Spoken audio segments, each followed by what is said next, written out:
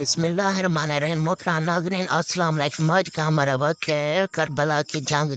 کربلا کی جنگ 10 محرم 61 بمطابق 9 یا 10 اکتوبر 680 کو موجودہ عراق میں کربلا کے مقام پر پیش آیا. یہ جنگ نواز رسول حضرت امام حسین ابن علی ان کے خامیوں اور رشتہ داروں کہ ایک چھوٹے سے گروہ حسین ابن علی کے ساتھ 72 ساتھی کچھ غلام 22 اہل البیت کے جوان اور خاندان نبوی کے کچھ خواتین و بچے شامل تھے اور عاموی ظالم عمران عزیز اول کے ایک بڑے فوج کے معبین ہوئی جس کو حسین ابن علی نے تسلیم کرنے سے انکار کر دیا تھا، جس میں عاموی خلیفہ یزید اول کے فوج نے پیغمبر اسلام محمد کے نواسے حسین ابن علی اور ان کے رفقا کو لڑائی میں شہید کر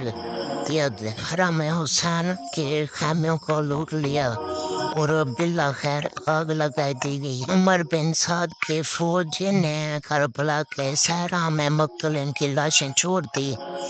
بنی اسد کے لوگ نے 3 دن بعد لاشوں کو دفن کیا. واقعہ کربلا کے بعد حسین ابن علی کی فوج سے وابستہ متعدد خواتین اور بچوں کو گرفتار کر کے قید کر دیا گیا. بازاروں اور ہجوموں والوں مقامات سے گزر کر معذاللہ ان کی توہین کی گئی اور انہیں یزید ابن معاویہ کے دربار شام بھیج دیا گیا.